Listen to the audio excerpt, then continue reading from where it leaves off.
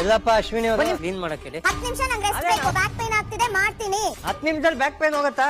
ನೆಟ್ಟಾಗಿ ಮಾಡಕ್ಕಾಗಲ್ಲ. ಏನು ಕೆಲ್ಸಗಳನ್ನ ಮಾತಾಡೋದ್ ಮಾತ್ರ ಎಲ್ಲ ಮಾಡ್ಕೊಬೇಡ. ಹೋಗು ಹೋಗು ಗೀಗು ಅಂತೆಲ್ಲ ಮಾತಾಡೋದಕ್ಕೆ ನಿಂಗಿಲ್ಲ. ಕೈ ತೊಳ್ಕೊಳ, ಎತ್ತ ಕೈ.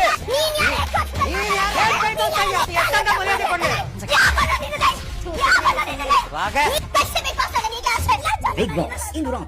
ಹಾಯ್ ನಮಸ್ಕಾರ, welcome to my YouTube channel. Bigg Boss ಮನೆಯಲ್ಲಿ ಅಶ್ವಿನಿ ಗೌಡ ಅವರದು ತುಂಬಾ ಅತಿಯಾಗಿದೆ ಅಂತ ಹೇಳ್ಬೋದು.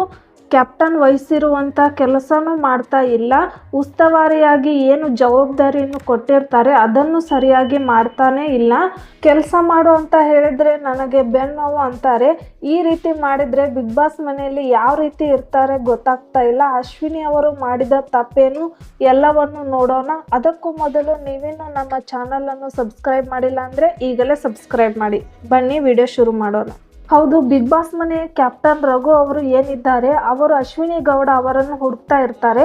ಅದು ಅಶ್ವಿನಿ ಗೌಡ ಅವರಿಗೆ ವಹಿಸಿರುವಂತಹ ಕೆಲಸ ಅವರು ಮಾಡಿರೋದಿಲ್ಲ. ಅದಕ್ಕೆ ಅಶ್ವಿನಿ ಅವರು ಎಲ್ಲಪ್ಪ ಕೆಲಸ ಮಾಡಬೇಕಿತ್ತು ಅಂತ ಹೊರಗಡೆ ಗಾರ್ಡನ್ಗೆ ಬಂದು ಹುಡುಕ್ತಾರೆ. ಅಶ್ವಿನಿ ಅವರೇ ಅದೊಂದು ಸ್ವಲ್ಪ ಕೆಲಸ ಮಾಡಬೇಕಿತ್ತು ಅಂತ ರಘು ಅವರು ಹೇಳಿದಾಗ, ನನಗೆ ಬೆನ್ನು ನೋವು ಇದೆ, 10 ನಿಮಿಷ ಬರ್ತೀನಿ ಅಂತ ಅಶ್ವಿನಿ ಅವರು ಹೇಳ್ತಾರೆ. ರಘು ಅವರು ಅಶ್ವಿನಿ ಅವರೇ ಅದೊಂದು ಸ್ವಲ್ಪ ಕೆಲಸ ಮಾಡಿಬಿಟ್ಟು ಬಂದು ಬೇಕಂದ್ರೆ ನೀವು ರೆಸ್ಟ್ ತಗೊಳ್ಳಿ ಅಂತ ಹೇಳಿದರೆ ಅಶ್ವಿನಿ ಅವರು ಕೇಳೋದಿಲ್ಲ. ಮತ್ತೆ ರಘು ಅವರು ಒಂದು 5 ನಿಮಿಷ ಬಂದುಬಿಟ್ಟು ಕರೀತಾರೆ. ಇನ್ನೂ 10 ನಿಮಿಷ ಆಗಿಲ್ಲ ಹಾಗೆ ಹೀಗೆ ಅಂತ ಅಶ್ವಿನಿ ಅವರು ಹೇಳ್ತಾರೆ. ಕಾದು ಕಾದು ಕ್ಯಾಪ್ಟನ್ ರಘು ಅವರಿಗೆ ತುಂಬ ಕೋಪ ಬರುತ್ತೆ. ಇವಾಗ ಮಾಡ್ತಿರೋ ಮಾಡಲ್ವ ಅಂತ ಕೇಳ್ತಾರೆ.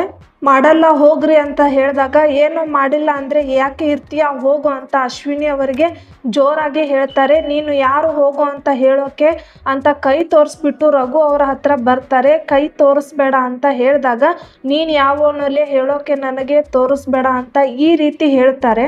ಈ ಅಶ್ವಿನಿ ಗೌಡಗೆ ಮಾತಾಡಿದ್ರೆ ಸರಿ ಅನಿಸುತ್ತೆ. ಅಕ್ಕಿ ಬೇಕಂದ್ರೆ ನೀ ಯಾವನೋ ಅಂತ ಮಾತಾಡ್ಬೋದು. ಅದೇ ಬೇರೆ ಯಾರೋ ಆದರೆ ಗಿಲ್ಲಿ ಆಗಿರ್ಬೋದು, ರಘು ಆಗಿರ್ಬೋದು, ಯಾರಾದರೂ ಮಾತಾಡಿದರೆ ಇವರಿಗೆ ಟ್ರಿಗರ್ ಆಗುತ್ತೆ. ಅದೇ ರೀತಿ ನಿನ್ನೆ ನಡೆದ ಟಾಸ್ಕ್ನಲ್ಲಿ ಗಿಲ್ಲಿ ಕೂಡ ಇದೇ ರೀತಿ ಕೌಂಟರ್ ಕೊಡಬೇಕಿತ್ತು, ನೀನು ಯಾವಳೆ ಅಂತ. ಅವರು ದೊಡ್ಡವರು ಅಂತ ರೆಸ್ಪೆಕ್ಟ್ ಕೊಟ್ಟು ಮಾತಾಡಿದರೆ, ಇಲ್ಲಿ ಮನೆಯ ಕ್ಯಾಪ್ಟನ್ ಅವರು ಅವರಿಗೆ ರೆಸ್ಪೆಕ್ಟ್ ಕೊಟ್ಟು ಇಷ್ಟು ದಿನ ಆದರೂ ಕರೆಕ್ಟಾಗಿ ರೆಸ್ಪೆಕ್ಟ್ ಕೊಟ್ಟೆ ಮಾತಾಡ್ತಾ ಇದ್ರು. ರಘು ಅವರು ಹೇಳ್ತಾರೆ, ನಿನಗೆ ಇಷ್ಟು ದಿನ ರೆಸ್ಪೆಕ್ಟ್ ಕೊಟ್ಟು ನಿನಗೆ ತುಂಬ ಜಂಬ ಬಂದಿದೆ, ನಾನೇ ಎನ್ನುವ ಅಹಂಕಾರ ಬಂದಿದೆ ಅಂತ ಹೇಳಿದಾಗ, ಇಷ್ಟೆಲ್ಲ ಹೇಳಿದ್ರು ಅಶ್ವಿನಿ ಅವರು ಕೇಳ್ತಾನೆ ಇಲ್ಲ.